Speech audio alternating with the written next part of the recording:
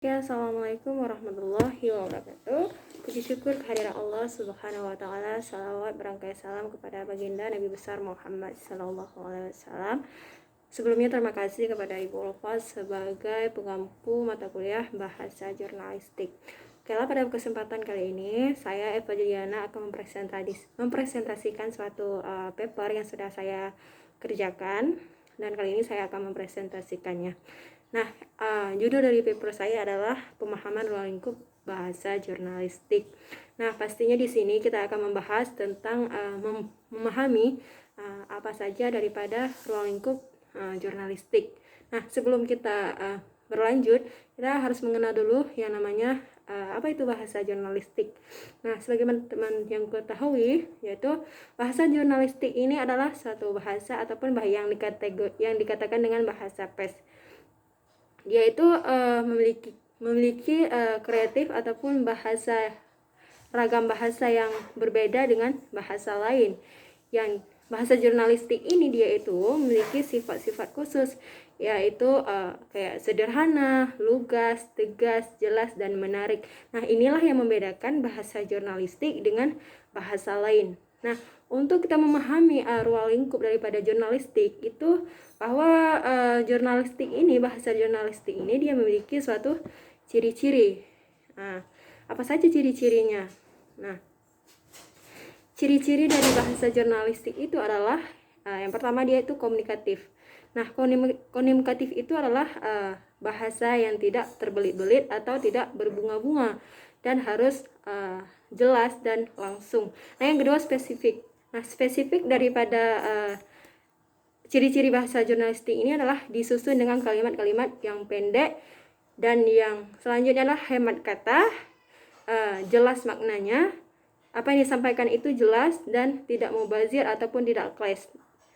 Nah, daripada itu ciri-cirinya itu seperti tadi, sederhana, singkat, padat, jelas dan lugas serta jernih. Nah, bahasa jurnalistik itu memiliki ketentuan-ketentuan. Apa saja ketentuan dari bahasa jurnalistik ini? Yang pertama adalah penggunaan kalimat pendek dalam jurnalistik. Nah, penggunaan kalimat pendek ini merupakan pilihan utama yang dimaksudkan agar pokok persoalan yang diungkapkan segera dapat dimengerti oleh pembacanya. Nah, yang kedua, penggunaan kalimat aktif. Nah, penggunaan kalimat aktif ini adalah suatu laporan atau tulisan dapat menarik si pembaca. Nah, dengan cara wartawan itu mampu menghidupkan kalimat yang ditulisnya.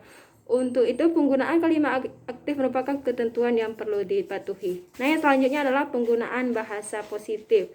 Itu perlu karena dalam bahasa jurnalistik, suatu bahasa yang kita gunakan adalah suatu bahasa yang positif dan lebih hidup dibandingkan dengan penulisan bahasa yang negatif.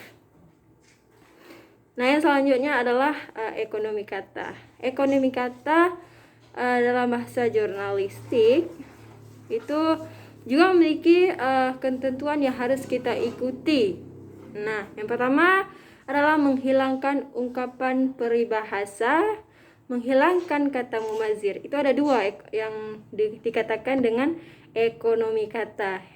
Yang pertama tadi menghilangkan ungkapan atau peribahasa, yang kedua menghilangkan kata mubazir. Nah, yang selanjutnya itu adalah pedoman bahasa jurnalistik. Nah, dalam bahasa jurnalistik ini pedoman yang harus dilakukan salah satunya adalah pedoman yang dikeluarkan oleh PWI, yaitu Persatuan Wartawan Indonesia pada 10 November 1978 di Jakarta.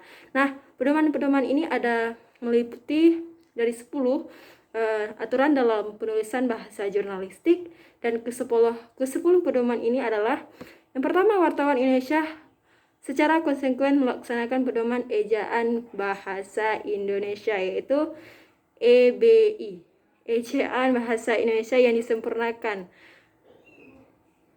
Ya.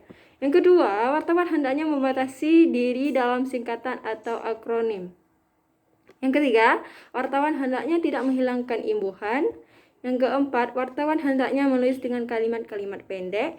Yang kelima, wartawan hendaknya menjauhkan diri dari ungkapan clash atau tapi yang sering dipakai dalam transisi berisi seperti kata-kata sementara.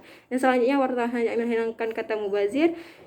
Yang wartawan hendaknya mendisiplinkan pikirannya supaya jangan campur aduk dalam suatu kalimat bentuk positif di dalam bentuk aktif. Dan yang selanjutnya, wartawan hendaknya menghindari kata-kata asing. Dan ada beberapa lainnya. Yang terakhir itu, wartawan hendaknya ingat bahasanya jurnalistik adalah bahasa yang komunikatif dan sifatnya itu spesifik. Nah, karangan yang baik dinilai dari aspek yaitu isi, bahasa, dan teknik persembahan. Nah, itu saja tadi paparan mengenai bagaimana kita memahami dari ruang lingkup, yaitu ruang lingkup bahasa jurnalistik. Itu sudah saya jelaskan, dan saya mohon maaf apabila ada terdapat kekurangan. Assalamualaikum warahmatullahi wabarakatuh.